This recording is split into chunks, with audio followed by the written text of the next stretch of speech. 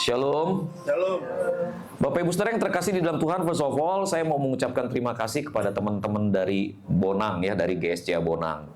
Bapak Ibu Saudara yang terkasih di dalam Tuhan, mulai hari ini 1 Februari 2026, GSCA Bonang akan membantu kita dengan mengirimkan para pemusik. Ya, jadi ada pemusik, ada pemimpin pujian, ada WL, begitu ya. Jadi bersyukur kepada Tuhan karena kita akan dibantu seperti itu. Nah, Bapak Ibu Saudara, kenapa GSCA Bonang bantu? Karena GSCA Bonang adalah our sister church, gitu ya. Dan kita juga memberikan sumbangsi kepada GSCA Bonang. Sumbangsinya apa? Kita memberikan kepada GSCA Bonang pembicara. Kita memberikan kepada GSCA Bonang dan Liga Mas pelatihan-pelatihan. Dan yang sudah kita lakukan buat GSCA Bonang dan Liga Mas adalah memberikan tema khotbah dari bulan Januari sampai bulan April. Begitu kita memberikan kurikulum khotbah secara kognitif supaya firman Tuhan yang disampaikan nyampe kognitif, afektif, dan psikomotoriknya. Nah, Bapak Ibu Saudara, nanti kita akan bersama-sama bertumbuh ya, GSCA Bonang dan GSCA HPA. Haris Puri mention ya. Oke. Baik Bapak Ibu Saudara, yuk kita sama-sama buka Alkitab kita. Kita akan membaca dari Yohanes pasal yang ke-15 ayat 18 sampai ayat yang ke-19. Tema hari ini adalah takut akan penolakan versus penerimaan Allah. Bapak Ibu Saudara, kita akan berbicara banyak selama 4 minggu berturut-turut mengenai self-acceptance atau mengenai penerimaan diri. Self-acceptance atau penerimaan diri didefinisikan sebagai the ability to love yourself unconditionally, no matter what flaws and traits exist. Kemampuan untuk mengasihi diri kita secara tanpa syarat, tidak peduli kekurangan atau ancaman apapun yang ada pada saat ini. Oke, Bapak Ibu Saudara, kita akan belajar dari dua ayat ini. Yohanes 15 ayat 18 sampai 19 ini dibaca oleh kaum pria, Roma 15 ayat 7 dibaca oleh kaum wanita. Oke, kaum pria bersama-sama dengan saya, 3, 2, ya. Jikalau dunia membenci kamu, ingatlah bahwa ia telah lebih dahulu membenci aku daripada kamu. Sekiranya kamu dari dunia, tentulah dunia mengasihi kamu sebagai miliknya. Tetapi karena kamu bukan dari dunia, melainkan aku telah memilih kamu dari dunia, sebab itulah dunia membenci kamu. Silakan wanita. Sebab itu terimalah satu akan yang lain, sama seperti Kristus yang telah menerima kita untuk kemuliaan Allah. Bapak Ibu Saudara, penting nggak bagi kita penerimaan orang lain? Beberapa dari kita berkata, nggak penting. Tetapi Bapak Ibu Saudara, kalau kita mau jujur, kita selalu berusaha untuk mematut-matutkan diri, sehingga kemudian kita bisa menjadi orang-orang yang bisa diterima oleh komunitas kita. Betul nggak Bapak Ibu Saudara? Bapak Ibu Saudara yang terkasih di dalam Tuhan, misalnya hari ini saya ingin lebih akrab dengan Hadi. Maka Bapak Ibu perhatikan cara saya berpakaian, ini Hadi style Bapak Ibu Saudara. Hadi style. Bapak Ibu Saudara, saya besar di daerah Tegalalur, begitu Bapak Ibu ya. Saya besar di daerah Tegalalur. Lalu kemudian Bapak Ibu, lingkungan saya itu mayoritas non-Tionghoa. Mayoritas itu non-Tionghoa. Dan saya berusaha untuk kemudian bisa diterima oleh teman-teman yang non-Tionghoa. Kebetulan kebanyakan orang Batak. Jadi Bapak Ibu Saudara, saya bergaul dengan orang Batak, berusaha untuk mengerti budaya mereka Bapak Ibu. Dan yang menarik adalah saya berdamai dengan saksang, berdamai dengan babi panggang karo, begitu Bapak Ibu Saudara. Itulah perdamaian yang luar biasa. Itu makanan favorit saya sebetulnya. Jadi kalau ada yang orang Batak di sini, tolong ingat itu gitu ya. Bapak Ibu Saudara, kita selalu berusaha untuk mematut-matutkan diri karena kita ingin diterima. Ini problem ketika kita berada di usia remaja. Pergumulan anak saya adalah dia merasa bahwa di sekolahnya nggak punya banyak teman, begitu Bapak Ibu Saudara. Kenapa ini penting? Karena Bapak Ibu Saudara bisa diterima di dalam peer group adalah bagian dari pertumbuhan identitas. Tidak masuk dalam geng tertentu, ditolak oleh pacar, tidak terima kerja, Bapak Ibu Saudara. Itu semua menimbulkan rasa takut dan trauma tersendiri. Kita selalu butuh penerimaan. Kita butuh diterima. Bapak Ibu Saudara, namun sesungguhnya penerimaan dunia biasanya selalu dengan syarat dan ketentuan berlaku. Betul? Syarat dan ketentuan berlaku. Kalau lu nggak sesuku sama gua, rada susah gua untuk bergaul sama lu. Kalau lu nggak di tingkat ekonomi yang sama dengan gua, rada susah gua untuk bergaul sama lu. Jadi Bapak Ibu Saudara yang terkasih di dalam Tuhan, kita sulit sekali untuk bisa menerima penerimaan, untuk mengalami penerimaan yang sesungguhnya. Tapi Bapak Ibu Saudara, kalau kita belajar dari Alkitab, ketika kita sungguh mengerti bahwa kita telah diterima sepenuhnya oleh Kristus, maka ancaman penolakan dunia kehilangan cengkramanya atas hidup kita. Kebutuhan kita untuk diterima oleh dunia berkurang karena kita mengalami penerimaan dari Kristus. Bapak Ibu Saudara yang terkasih di dalam Tuhan, Yohanes 15 ayat 18 sampai 19 itu konteksnya adalah pembicaraan Yesus dengan para murid di ruang atas. Jadi Bapak Ibu ingat ya, Yesus sebelum dia pergi ke Taman Getsemani, dia kumpul dengan murid-muridnya, lalu kemudian mengadakan perjamuan bersama-sama. Dan Bapak Ibu Saudara, kalau Bapak Ibu baca Injil Yohanes, maka Bapak Ibu akan melihat bahwa Yohanes pasal 14, 15, Bapak Ibu Saudara, itu berbicara mengenai nasihat Yesus sebelum Yesus itu ditangkap dan disalibkan. Bapak Ibu, biasanya ya orang kalau udah tahu this is the end of our life, what shall we do? Kita akan menyampaikan sesuatu yang benar-benar penting, betul gak? Nah, jangan, kalau Bapak udah nggak ada, jangan jual tanah yang ada, jangan jual itu townhouse yang ada di depan gereja kita. Jangan jual. Saya pesanin gitu. Kalau saya udah terdesak nih, ya, nyawa udah di ujung tanduk nih, saya akan ngomong sama Joshua, jangan jual townhouse yang di depannya, yang di depan gereja. Jangan. Kenapa, Pak? Bukan punya Papa. Lu jangan jual. Lu jangan jual. Itu nasihat yang penting begitu Bapak Ibu Saudara. Nah Bapak Ibu, ketika Yesus akan mengakhiri perjalanannya di muka bumi ini, Yesus menyampaikan yang benar-benar penting. Yesus memberikan pengajaran terakhir, memberikan penghiburan kepada para murid. Namun Bapak Ibu Saudara, setelah semua pengajaran dan penghiburan, Yesus kemudian memberikan sebuah nasihat terakhir yang sangat ekstrim. Para murid diingatkan akan penolakan dunia terhadap mereka hanya karena mereka adalah murid-murid Yesus. Para murid diingatkan bahwa kau akan ditolak oleh dunia ini karena kau muridku. Bapak Ibu Saudara, yuk kita lihat kata demi kata Bapak Ibu Saudara. Para murid akan ditolak oleh dunia.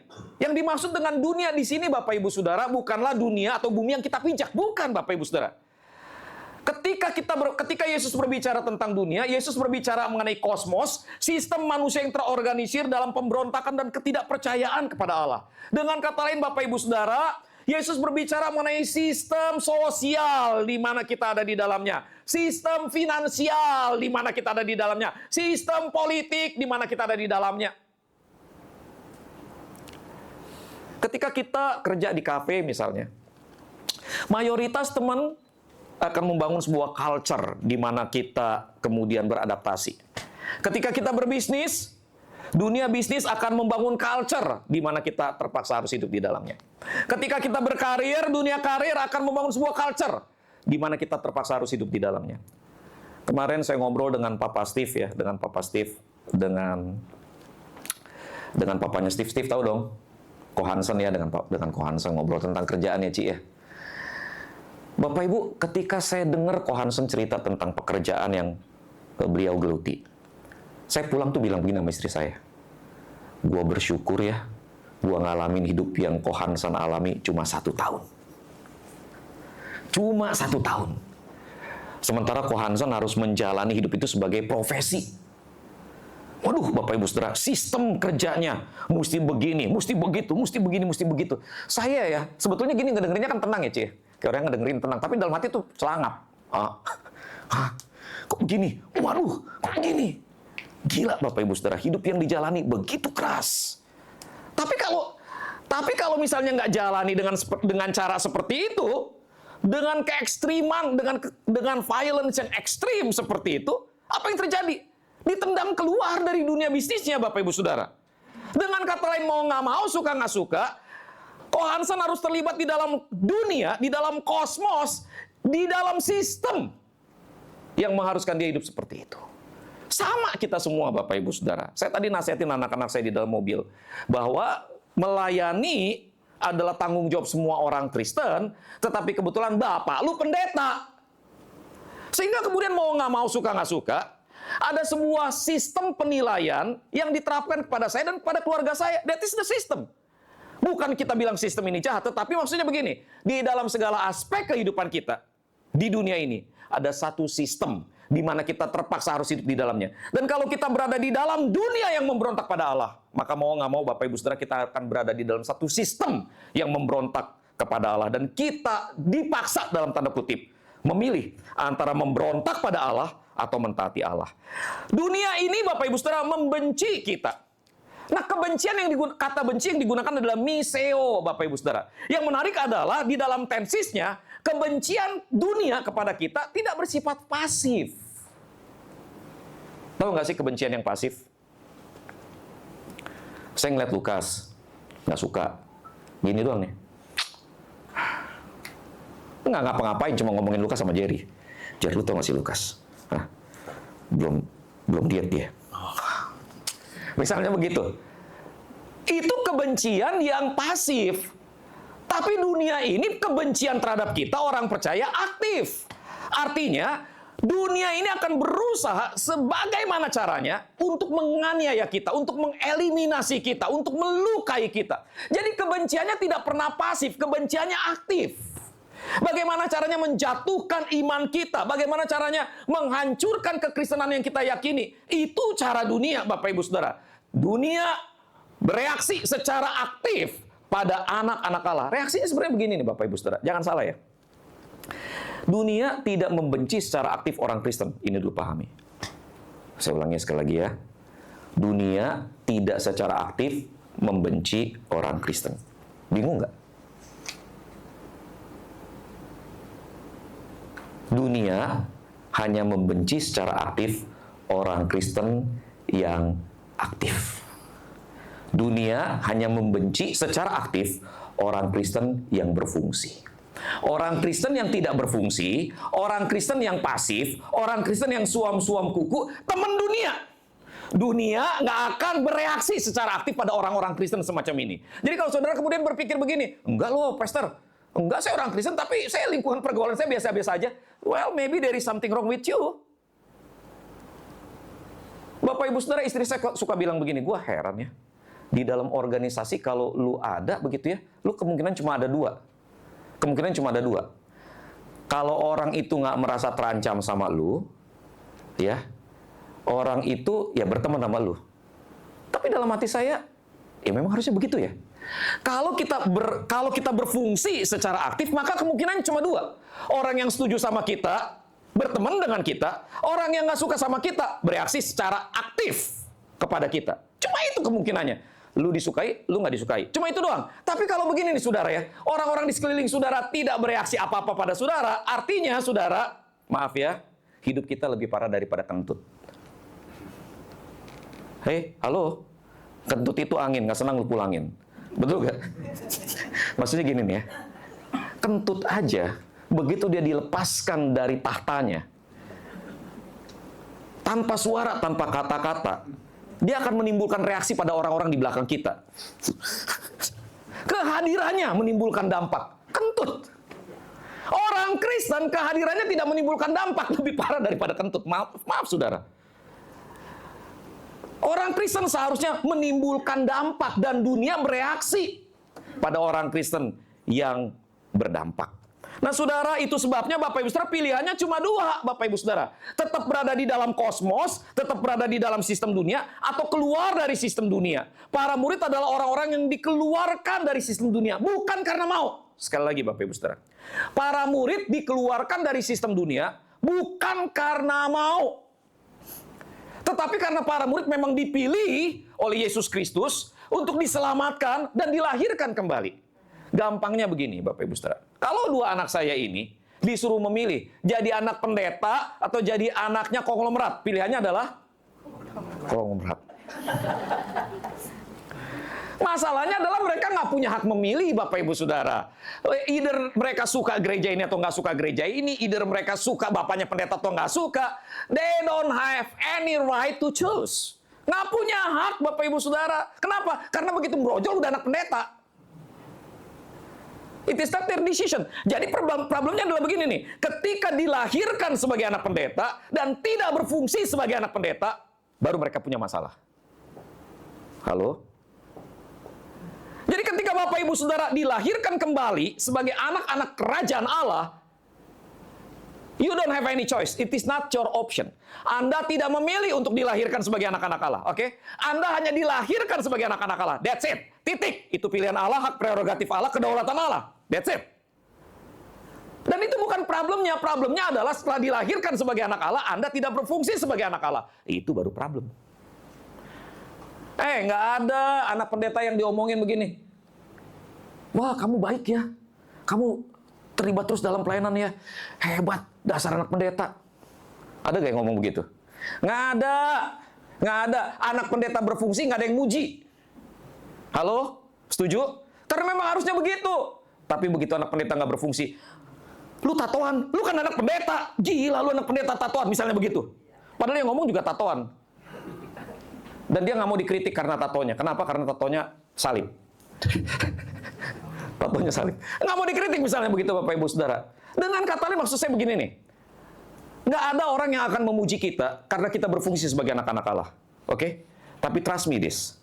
Ketika kita tidak berfungsi sebagai anak-anak Allah, hati-hati. Di situ baru terjadi ketidakseimbangan. Di situ baru terjadi kekacauan. Bapak Ibu Saudara yang terkasih di dalam Tuhan, saat ini para murid adalah orang-orang yang berasal dari Allah. Sehingga kemudian Bapak Ibu Saudara, pilihan Allah terhadap mereka mempengaruhi standar nilai mereka. Mempengaruhi nilai loyalitas cara hidup. Fakta bahwa anak-anak saya dilahirkan sebagai anak pendeta, mau nggak mau akan mengubah cara mereka berpakaian. Pada waktu kami dulu sama-sama berada di gereja yang berada di Pluit, begitu Bapak Ibu Saudara ya. Sama-sama di sono. Ada dua anak pendeta. Yang satu adalah anak saya, yang satu adalah anak pendeta, yang satu lagi. Saya mati-matian bilang sama anak saya, pakai baju yang benar. Jangan you can see my ketiak, you can see my pusyar. Namanya anak ABG mau pakai you can see kan wajar ya begitu ya Bapak Ibu Saudara. Saya sendiri sih sebenarnya nggak terlalu fanatik pakai baju begitu, karena buat saya caramu berpakaian tidak menyebabkan kau lebih kudus atau lebih najis. Enggak sih begitu Bapak Ibu Saudara. Jadi buat saya berpakaian lah. Yang penting lu kagak telanjang begitu kan maksudnya. Ya cuma itu rada ekstrim ya. Nggak semua pendeta cara berpikirnya kayak saya begitu. Cuma saya belajar betul-betul batasan antara yang harus dengan yang bisa diterima, batasan saya lebih longgar. Nanti saya akan ceritakan kenapa. Jadi Bapak Ibu Saudara, anak saya akhirnya dengan ngedumel pakai baju yang tertutup. Begitu nyampe ketemu anak pendeta yang satu lagi, pusernya kemana-mana. Tuh Pak, dia pakai pusernya kemana-mana tuh Pak. Saya cuma bisa bilang begini, nah core value kita berbeda. Bapak lu didikannya seminari Alkitab Asia Tenggara, yang kalau lagi berdiri sama cewek begini, dosennya lewat di tengah. Serius Bapak Ibu Saudara. Jadi saya kalau lagi ngomong waktu saya di seminari, ngobrol jarak segini nih. Ngobrol jarak segini dengan lawan jenis. 5 menit. Udah lewat 5 menit, ntar dosen saya jalan di belakang saya. Nggak bubar tuh saya tuh. Kan masih ngobrol, namanya kan. Dan ini ya Bapak Ibu ya, di seminari kami tuh nggak ngobrolnya di ruang tertutup. Karena di seminari nggak ada akses ruang tertutup, semuanya terbuka begitu Bapak Ibu. Ntar dosennya lewat lagi di belakang, yang cewek. Udah nih, 5 menit tuh, berarti kan udah 10 menit. Nggak bubar.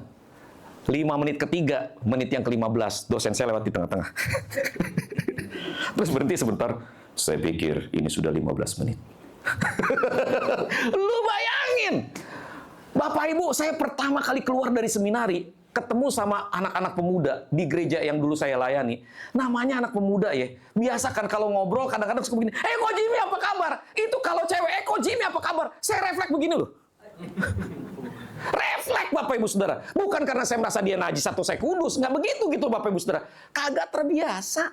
Kenapa? Karena core value yang ditanamkan berbeda. Dan saya bilang sama anak saya, core value-nya berbeda. Masalahnya begini nih Bapak Ibu Saudara. Mau berbeda bagaimana core value antara orang Kristen yang satu dengan orang Kristen yang lain, ada satu core value yang sama. Misalnya, jangan berzina, jangan mencuri, jangan bersaksi dusta. Ada core value yang sama. Bahwa Yesus adalah Tuhan dan Juru Selamat. Bahwa kekristenan harusnya seperti ini. Ada core value yang sama dan itu yang harusnya dihidupi. Dan masalahnya adalah core value yang kita hidupi sebagai orang-orang yang dilahirkan kembali tidak akan pernah berkeselarasan dengan dunia ini. Nggak akan pernah. Cara kita memandang karyawan, cara kita memandang bisnis, cara kita memandang lawan bisnis, cara kita memandang kompetisi akan sangat berbeda Bapak Ibu Saudara. Akan sangat berbeda. Jadi Bapak Ibu Saudara yang terkasih di dalam Tuhan, kita akan terus-menerus bertentangan dengan dunia ini. Konsekuensi logis dari identitas baru kita adalah penderitaan. Karena apa? Karena berbeda Bapak Ibu Saudara. Karena nama Yesus sebagai tanda bahwa mereka bukan lagi milik dunia. Nah, Bapak Ibu Saudara yang terkasih di dalam Tuhan, repot gak sih begini nih? Repot gak?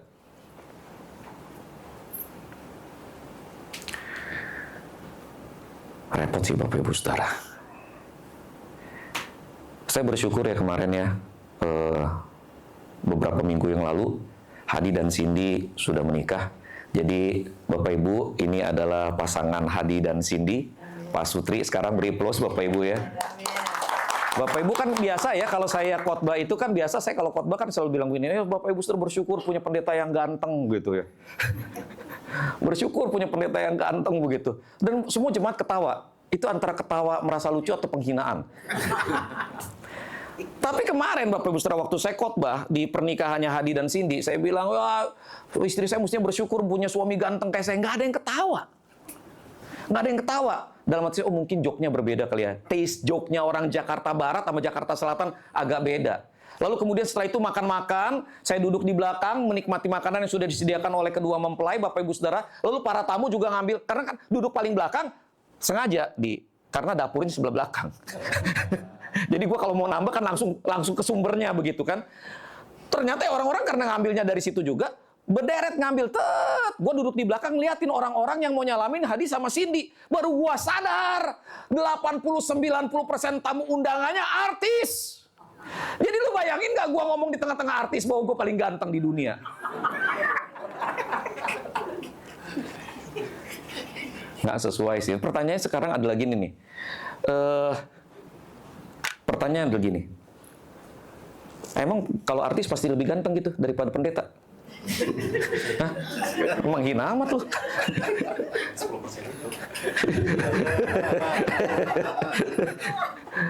Kemungkinan besar kan ada pendeta yang ganteng. Contohnya gitu ya. Contohnya ya misalnya ya siapa? Philip Mantova. Ya jadi pendeta gereja besar itu kan. Jadi syarat untuk punya gereja besar adalah pendetanya harus ganteng. Dan percayalah gereja ini akan besar satu saat gitu ya. Karena syarat pertama sudah terpenuhi.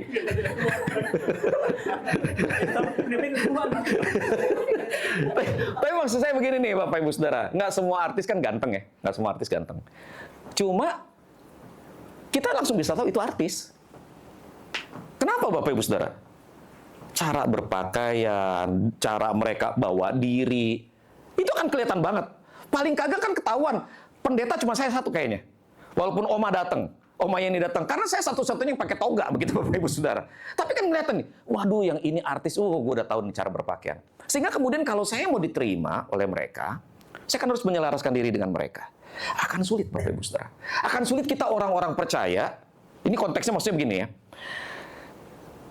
Saya jadi pendeta, sulit berbaur sama teman-temannya Cindy. Sulit berbaur, walaupun merasa sama ya, penampilan kurang lebih. Tapi permasalahannya adalah cara hidupnya agak berbeda. Bersyukur mereka orang-orang yang baik. Bersyukur mereka orang-orang yang baik. Tapi permasalahannya kalau mereka adalah hostile, mereka adalah orang-orang yang menjadi ancaman buat iman saya, misalnya seperti itu. Saya sendirian. Bisa gak saya bertahan di tengah-tengah lingkungan yang berbeda dari saya? Sulit. Itu sebabnya Bapak Ibu Saudara, untuk bisa bertahan di tengah-tengah dunia yang secara aktif membenci kita, kita nggak bisa sendirian. Kita harus hidup bersama. Bapak Ibu Saudara, itu sebabnya di dalam Roma 15 ayat yang ke-7, Paulus menasihatkan kita agar saling menerima satu dengan yang lain. Sebab itu terimalah, kata Paulus, saudara seiman. Kata terima berasal dari bahasa Yunani, dio proslambaneste. Berasal dari kata proslambano, bukan lambene. Kalau bukan orang Jawa nggak ngerti joke ini. Ya. Lambe itu maksudnya lambe tura begitu, maksudnya mulut ya, mulut begitu maksudnya. Proslambano artinya menerima ke dalam persekutuan, menyambut, bahkan mengambil ke dalam pelukan. Dengan kata lain Bapak Ibu Saudara, sebagai saudara seiman, kita seharusnya saling menerima secara aktif dengan sengaja merangkul, mengundang, menjadikan satu. Kenapa Bapak Ibu Saudara? Sebab sendiri kita gampang jatuh, bersama-sama jatuhnya bareng. Enggak ya? Bersama-sama Bapak Ibu Saudara, kita akan bertahan. Bapak Ibu pernah satu kali ya Bapak Ibu ya, di sebuah rumah, ada Cici sama adek, sama-sama mau nonton TV. Lalu kemudian adeknya nguasain TV nih, mau nonton film kartun. Dan ini bukan kejadian di rumah saya, gitu ya. Ini adeknya mau nonton film kartun, dia pegang remote begini. Terus udah gitu si cecenya mau nonton drakor. Si adeknya dari pagi udah kuasai TV. Terus si cecenya bilang begini, "Dek, gantian dong, Cece mau nonton drakor, ini udah jamnya." "No." "Dek, gantian." "No." "Gantian nggak?" "No." Terus sama ya? Sama. Langsung berasa. Lalu kemudian cecenya bilang begini, "Dek, you know what is this?" Telunjuk, jari tengah, jari manis, kelingking, jempol. Mereka 5 terpisah, nggak ada kekuatannya. Tapi kalau jadi satu, lu serahin gak tuh remote? Bapak Ibu Saudara yang terkasih di dalam Tuhan, kita tuh kayak jari, Bapak Ibu Saudara. Satu-satu kita lemah.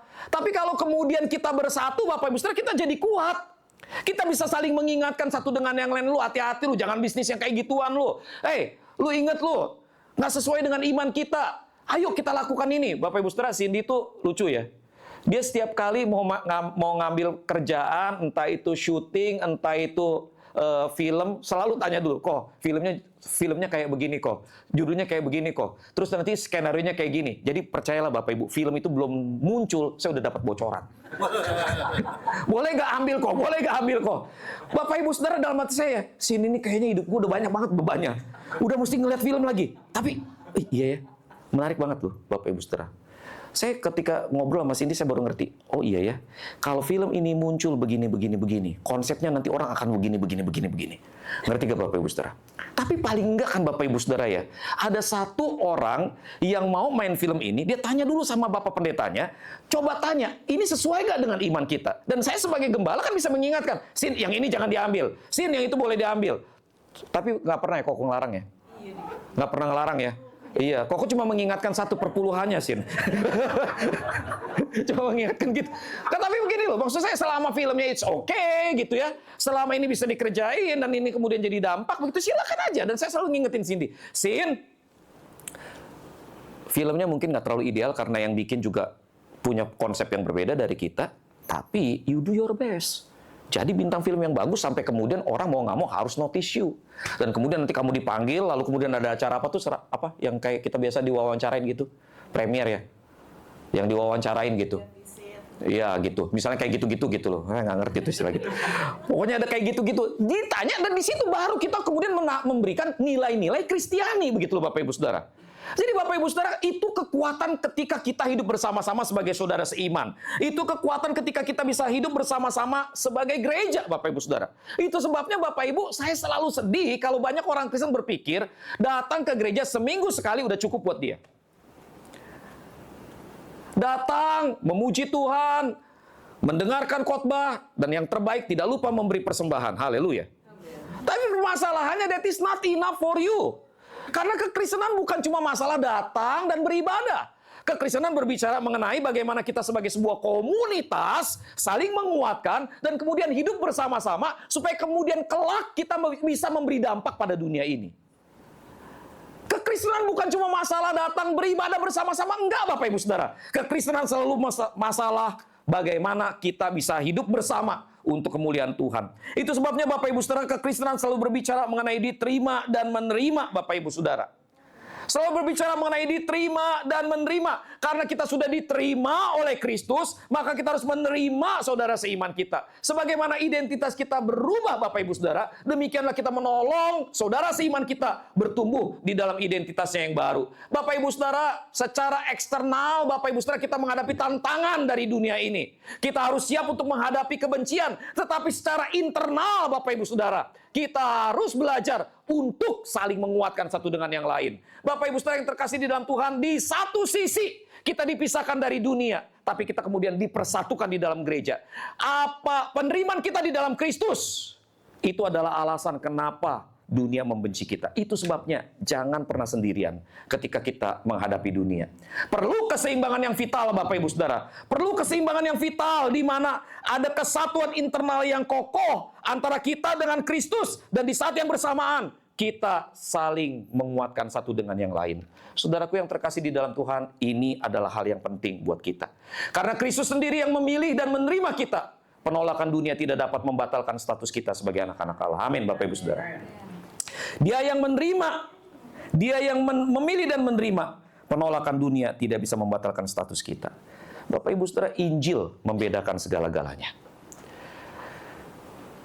Kalau bicara penolakan, Bapak Ibu, sebetulnya yang pertama kali menolak kita adalah Allah. Kalau saya boleh ngomong begitu. Kenapa kita ditolak? Karena kita melanggar perintah Allah dan dosa menyelimuti seluruh keberadaan kita, mengkamiri seluruh keberadaan kita, sehingga kemudian kita harus dibuang dari Taman Eden. Nenek moyang kita dibuang dari Taman Eden. Tapi pertanyaannya begini, yang pertama kali menerima kita siapa? Allah. Dia kemudian mengambil seekor binatang, membunuhnya, mengambil kulitnya, mengenakan itu sebagai pakaian.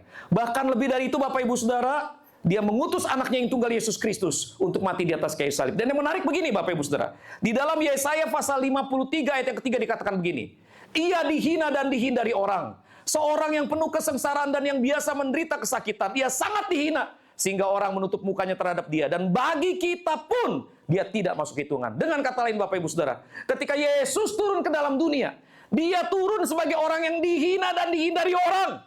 Orang yang penuh dengan kesengsaraan. Bapak Ibu, kalau ada orang ditangkap karena nyolong, lalu kemudian diarak, ada yang mau deketin dia? Saya pernah duduk di bandara. Lalu kemudian ketika duduk di bandara, ada orang, segerombolan orang begitu ya. 3 orang jalan di depan, 2 orang jalan di belakang, 1 orang jalan di belakang. Jadi 3 sub. 3, 2, 1. Yang di tengah, Bapak Ibu Saudara, yang di depan, paling depan, jalannya begini. Dia pakai jaket, tapi tangannya begini. Tahu dong? Baru ditangkap. Bapak Ibu Saudara, nggak ada tuh. Saya waktu duduk ya, saya udah ngeliat begitu. Nggak ada tuh, saya kepingin, wow, brother, what happened? Wah, apa kabar? Nggak ada. Nggak ada. Orang gila. Karena tuh penjahat, kita udah tahu. Di apartemen saya, di satu apartemen. Terlanjur gue ngomong, gue baru ingat. Gue kalau lagi begini, terus gue ngeliat ada kamera. Aduh, hati-hati banget gue ngomongnya. Bapak Ibu Saudara, jadi di apartemen begitu ya Bapak Ibu Saudara, ada bandar narkoba ketangkep. Dia baru jual narkobanya, nilai totalnya itu sekitar 400 sampai 500 juta. Gede Bapak Ibu Saudara. Saya jadi nanya dong, kenapa bisa ditangkap di apartemen kita? Siapa yang nyewain? Dia nyewa tahunan atau bulanan? Bulanan kok, sebulan sekali diperpanjang. Siapa agennya? Disebut nama agennya. Oke. Jadi gini Bapak Ibu ya, di apartemen saya ada kebakaran, lapor ke saya. Laki bini ribut, lapor sama saya, begitu Bapak Ibu Saudara ya. Jadi nama kerjaan saya itu namanya Bokangco.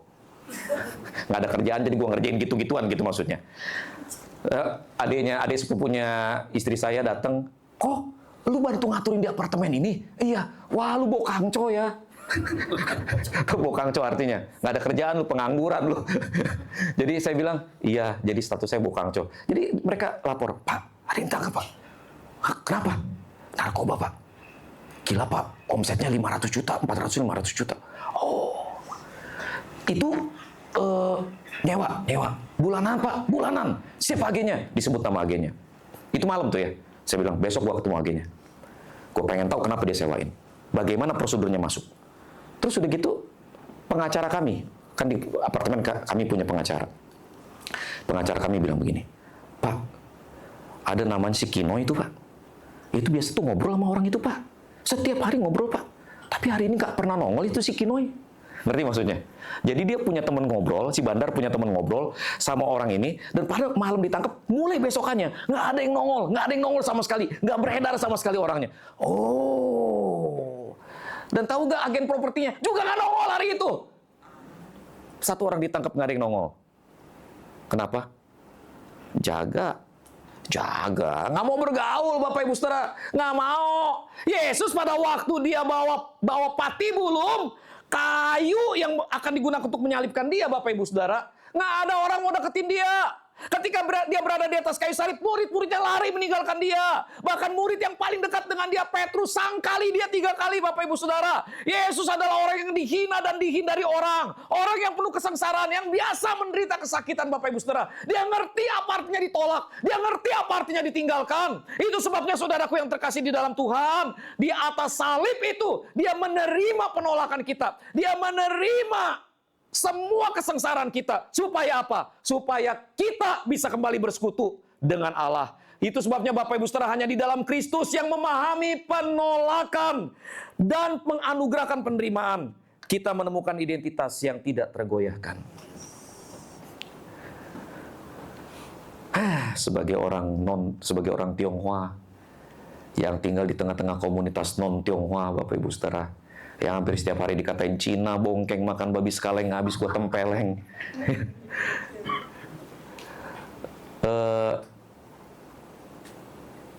Nggak enak, Bapak Ibu. Nggak enak. Sampai satu hari saya seperti anak saya, nggak mau datang lagi ke sekolah. Nggak mau sekolah. Saya merasa ditolak, tidak diinginkan. Dan rasanya tidak menyenangkan, Bapak Ibu Saudara. Bapak Ibu tahu nggak apa yang terjadi ketika kita mengalami penolakan? Ini otak kita, Bapak Ibu Saudara. Ketika kita ditolak secara sosial, ada bagian otak yang namanya dorsal arterial cingulate cortex. Itu aktif. Dan yang menarik, Bapak Ibu Saudara, adalah gini nih. Dorsal arterial cingulate cortex atau DACC itu hanya aktif sebetulnya ketika kita merasa sakit. Jadi ketika kita mengalami ancaman, ketika kita mengalami pukulan, ketika kita mengalami sakit penyakit, otak ini aktif. Dan yang menarik adalah, Bapak Ibu Saudara, ketika kita ditolak oleh orang lain, bagian otak ini aktif. Halo, jadi ngerti nggak Bapak Ibu Saudara? Maksudnya gini nih, ketika kita mengalami penolakan secara sosial, kita mengalami rasa sakit secara fisikal. Lalu kemudian bagian otak lain adalah arterial insula atau AI, terkait dengan kesadaran sensasi tubuh dan memainkan peran dalam memproses pengalaman emosional yang tidak menyenangkan. Jadi Bapak Ibu Saudara, kedua komponen otak ini akan langsung aktif ketika kita mengalami penolakan. Rasa aktif, misalnya begini Bapak Ibu Saudara, ketika kita tahu nih kita bakal dibully kalau pergi ke tempat yang ini, kita tahu nih kita bakal dibenci nih kalau masuk ke lokasi ini, maka Bapak Ibu Saudara, kita mungkin akan merasa perut mules, kepala pening, begitu Bapak Ibu Saudara. Langsung kita mengalami yang namanya psikosomatis. Perasaan sakit pada tubuh yang disebabkan oleh kondisi pikiran. Jadi Bapak Ibu Saudara, ketika kita ditolak, ini yang terjadi. Tapi sebaliknya Bapak Ibu Saudara, ketika kita mengalami penerimaan, ini berdasarkan teori di buku ini Bapak Ibu Saudara, ketika kita mengalami penerimaan Bapak Ibu Saudara, kita akan mengalami kesembuhan. Jadi ketika kita ditolak, kita langsung merasa sakit. Tetapi ketika kita diterima, kita mengalami kesembuhan. Kemarin ngobrol sama Awi begitu ya. Lagi sakit-sakit, Toto terima kado ya Wi ya. Langsung sehat ya Wi. Jadi Along tuh paling enak. Bini sakit kagak perlu dibawa ke rumah sakit. Kasih aja kado. Kasih aja apa kayak begitu ya Long ya. Kemarin sih saya saraninya Silver Queen. Bro kata Along kok kata Lukas ya. Silver Queen sekali. Tahun depan sekali lagi. Ini nggak cocok ya Silver Queen. Ganti jangan Silver Queen. Along ya. Gue bilang ada 4 Silver Queen rasanya 4 tahun. 4 tahun beda-beda rasanya. Tuh kalau suami kalau sama saya ngikut langsung kreatif. Hemat. Silver Queen 4 rasa setahun sekali kasih. Tapi Bapak Ibu perhatiin ya Bapak Ibu ya. Ini reaksi biologis, reaksi neurologis yang sangat normal. Ketika kita ditolak, tubuh merasakan sakit. Ketika kita diterima, tubuh merasa sehat, Bapak Ibu Saudara. Bapak Ibu, saya ketika ditolak oleh teman-teman saya, dikatain Cina, bongkeng, makan babi sekaleng, habis gue tempeleng. Duh, Bapak Ibu Saudara. Saya nggak mau datang ke sekolah. Jujur males. Komunitas pertama yang menerima saya adalah orang Batak, Bapak Ibu. Komunitas pertama yang menerima saya itu orang Batak. Itu sebabnya saya sampai dapat black belt. Perguruan saya Tako. Perguruan Karate Do Tako, tangan kosong. Itu didirikan oleh kalau nggak salah namanya Bang Amri. Itu didirikan di Pematang Siantar. Jadi perguruan karate yang khas Pematang Siantar. Wajar dong kalau semua yang ikut perguruan itu Batak semua. Jadi Bapak Ibu Saudara ketika ketemu sama orang Batak, suara dia keras, Bapak Ibu Saudara, ku tahu hatimu lembut. Iya. Tapi Bapak Ibu Saudara nggak nyaman begitu Bapak Ibu. Nggak nyaman berada di sebuah komunitas yang menolak kita. Tapi mama saya bilang begini, lu kenapa nggak mau sekolah? Ma, nggak ada yang mau bergaul sama Jimmy, Pak.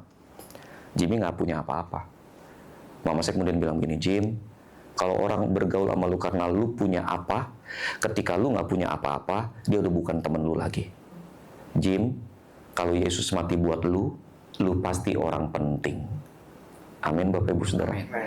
Kalau Yesus mati bagimu, kau pasti orang penting. Amin Bapak Ibu Saudara. Nggak peduli apa kata dunia, kalau Yesus mati bagimu, kau pasti orang penting. Itu sebabnya Bapak Ibu Saudara berhenti melihat diri kita dari kacamata dunia ini. Berhenti membiarkan diri kita diintimidasi, merasa harus diterima menurut standar dunia. Jadi pertanyaan, bagaimana kita harus hidup kemudian Bapak Ibu Saudara? Yang pertama, taruh identitas kita di tempat yang tepat.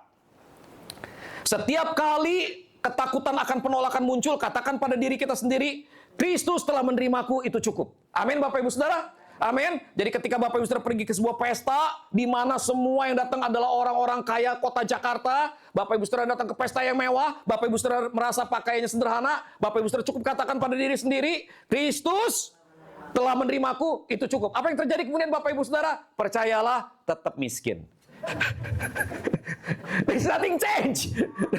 Jadi maksud saya gini nih Bapak Ibu Saudara, kalimat ini tidak mengubahmu secara fisik. Enggak. Lu mau kaya, mau diterima orang kaya, sebagai sesama orang kaya, ya kerja. Bukan baca mantra. Kerja Bapak Ibu Saudara. Oke? Jangan ngarepin mujizat. Walaupun di dalam perjalanan hidup saya, mujizat itu nyata begitu Bapak Ibu Saudara. Tapi kan mujizat itu bukan kemauan kita. Kalau kemauan kita kan saban hari kita minta mujizat ya. Kalau perlu hari ini nggak usah kerja, ada mujizat, beras 3 karung muncul di rumah. Tapi kan kagak begitu ceritanya. Betul gak ya? Mujizat itu bukan kemauan kita, mujizat itu kemauan Allah. Dia yang memutuskan kapan dia mau melakukan mujizat. Amin Bapak Ibu Saudara.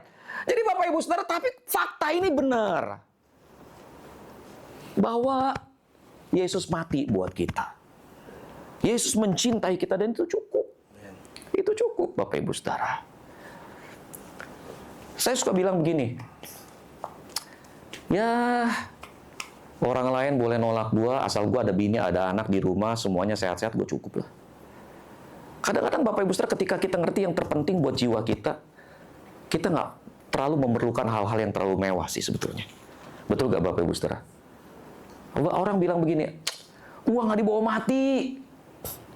Uang nggak dibawa mati, nggak usah cari uang banyak-banyak, uang nggak usah dibawa, uang nggak dibawa mati. Betul, uang nggak dibawa mati, karena uang digunakan buat hidup, bukan buat mati. Betul ya Bapak Ibu ya? Uang tidak membawa kebahagiaan. Kalau sedikit. Kalau banyak, mungkin kita bahagia. Enggak Bapak Ibu Saudara. Trust me. Ada orang-orang yang punya segala-galanya, tapi tetap merasa nggak cukup dalam hidup dia. Maaf ya Bapak Ibu. Bahagia ada di mana? Sorry. Bahagia itu kata benda atau kata sifat? Kata sifat. Ada ukurannya nggak? Nggak ada ukurannya. Jadi lucu gak kalau orang mau bahagia kemudian menggunakan ukurannya mobil, rumah mewah, jalan-jalan ke luar negeri. Lucu gak? Lu mengukur sesuatu yang sifatnya adjektif dengan menggunakan noun. Alat ukurnya nggak sama. Itu sebabnya Bapak Ibu Saudara, satu-satunya sumber kebahagiaan kita, satu-satunya sumber penerimaan kita yang benar adalah Yesus Kristus. Yang kedua Bapak Ibu Saudara, hidup di dalam komunitas yang mempraktekkan Roma 15 ayat yang ke-7. Kita harus berusaha supaya gereja kita menjadi gereja yang saling menerima satu dengan yang lain. Menerima mereka yang merasa ditolak. Mantan napi, penyandang disabilitas, orang dengan masa lalu yang kelam, Bapak Ibu Saudara. Waktu kemudian ada seorang teman saya bilang begini, Jim, di gereja lu yang datang lumayan aneh-aneh ya Jim ya? Iya sih. Jangankan di gereja, di dojo kita juga yang datang aneh-aneh ya Son ya. Yang datang aneh-aneh begitu Bapak Ibu Saudara. Begitu banyak keanehan di sekeliling saya, sampai saya udah nggak merasa heran dengan keanehan dunia ini. Terus saya bilang cuma satu kalimat begini. Yang datang pejina, yang datang pemabok, yang datang pencuri, mantan pejina, mantan pemabok, mantan pencuri, duda, janda, sebut aja yang nggak mau diterima oleh gereja lain, sebut aja, nggak apa-apa. Gereja ini akan terima, kenapa? Gembala kalian lebih jelek dari itu. Trust me. Trust me. Gembala kalian pernah berada di titik terendah dalam kehidupan sebagai manusia.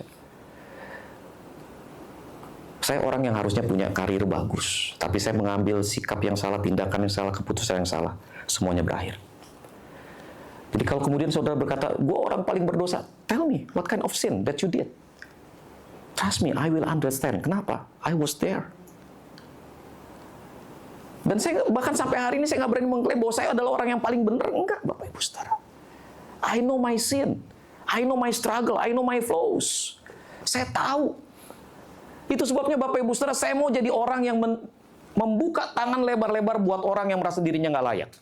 Dan saya rindu itu yang ada di gereja kita, Bapak Ibu Saudara. Gereja kita menjadi gereja yang menerima orang, yang menerima pezina, pencuri, pelacur, pembunuh, siapapun orang yang merasa dirinya nggak layak. Dia harus bisa diterima di gereja ini. Amin, Bapak Ibu Saudara. Harus ada penerimaan di gereja ini. Hei, dengar ini baik-baik. Kita semua orang berdosa. Cuma cara dosanya yang berbeda. Itu sebabnya Bapak Ibu Saudara, yuk belajar saling menerima satu dengan yang lain. Tapi di saat yang bersamaan, sementara kita menerima orang berdosa, kita tetap klaim dosa adalah dosa. Amin, Bapak Ibu Saudara. Kita harus berani klaim dosa adalah dosa. Kita harus berani berkata bahwa, this is not the way we Christians should live. Bapak Ibu Saudara, beberapa waktu yang lalu saya diminta membawakan seminar LGBT di sebuah sekolah. Bapak Ibu, dengan tegas saya mengatakan bahwa saya mengasihi orang LGBT. Amin, Bapak Ibu Saudara. Saya mengasihi orang LGBT. Kita bisa makan bareng-bareng, kita bisa ketawa bareng-bareng. Cuma satu catatannya, jangan jatuh cinta sama saya. Itu yang nggak boleh begitu, Bapak Ibu Saudara. Itu yang nggak boleh. Saya juga nggak boleh jatuh cinta sama dia. Kan itu kan begitu, Bapak Ibu Saudara. Tapi kita bersahabat, kita nggak akan bilang begini. Jadi, Pastor, you're my friend, you're my best friend. Ya, betul sih, Yanto. Terus gimana, Yanto? Saya mau menikah. Dengan siapa? Dengan Amir. Ya!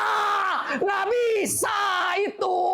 Nggak bisa. Kita udah harus state dengan jelas. Nggak bisa. Santi, lu kagak boleh nikah sama si Desi. Kagak boleh. Statementnya harus jelas begitu, Bapak Ibu Saudara. Mana boleh, mana enggak. Tapi begini, saya mengasihimu. Amin, Bapak Ibu Saudara. Kita akan jadi gereja yang menerima, tetapi di saat yang bersamaan, we claim it is wrong. Kenapa kita harus berani mengatakan bahwa itu salah? Karena kita tahu kita sedang berjalan menuju ke arah kebenaran. No. Kita bukan orang yang menguasai kebenaran, memiliki kebenaran. Enggak. Kita sama-sama orang berdosa yang sedang sama-sama belajar menjadi orang yang lebih baik menuju ke arah Kristus. Amin, Bapak Ibu Saudara. Kalau kita menerima saja tetapi tidak pernah bisa menyatakan dosa, kita kehilangan fungsi kita sebagai sebuah gereja. Gereja ada untuk menyatakan kebenaran. Amin. Tapi di saat yang bersamaan gereja ada untuk menerima orang yang jatuh. Yang terakhir, Bapak Ibu Saudara, kerinduan kita untuk diterima mungkin berasal dari penolakan yang khas, penolakan yang terjadi di masa lalu. Dan kadang-kadang penolakan-penolakan itu membekas sampai hari ini, membuat kita nggak punya rasa percaya diri. Bapak Ibu, belajar mengampuni masa lalu. Amin. Belajar mengampuni masa lalu. Ada orang-orang, Bapak Ibu, yang di dalam kebodohannya, di dalam kekerasan hatinya, melakukan sesuatu yang salah. Ketika dia bertobat, dia merasa, gua nggak layak. Belajar ampuni dirimu sendiri. Ada orang-orang yang masa kininya adalah akibat dari perbuatan orang lain. Dia disakiti, dia dilukai, dikhianati, dan kemudian dia merasa, saya nggak pantas terima yang terbaik. Maafkan masa lalumu. Ampuni. Dan belajar untuk jalani hari ini dengan kondisi yang lebih baik. Jangan hidup di masa lalu, karena tidak ada yang baru di masa lalu. Amin, Bapak Ibu Saudara. Jangan hidup di masa lalu, nggak ada yang baru di sana. Coba belajar hidup di hari ini dan belajar hidup di masa depan, karena ada sesuatu yang baru di sana. Amin, Bapak Ibu Saudara. Hidup lu cuma sebentar, jangan dihabisin buat penderitaan. Hidup lu cuma sebentar, jangan dihabisin dalam air mata. Hidup lu cuma sebentar, jalani sebaik-baiknya, jadi maksimal, belajar bahagia, beri yang terbaik buat Tuhan di dunia ini. Amin. Jadi orang yang berdampak. Bapak Ibu Saudara, yuk kita belajar untuk menerima bahwa kita sudah diterima oleh Yesus, dan belajar untuk menerima saudara seiman kita. Kita tunduk kepala, kita berdoa.